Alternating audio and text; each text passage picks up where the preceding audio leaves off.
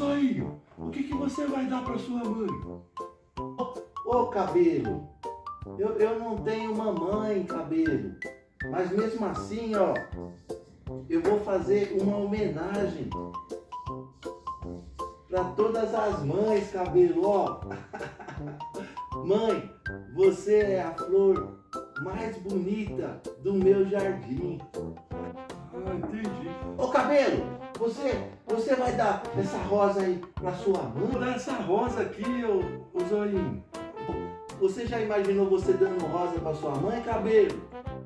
Eu já imaginei eu entregando a rosa?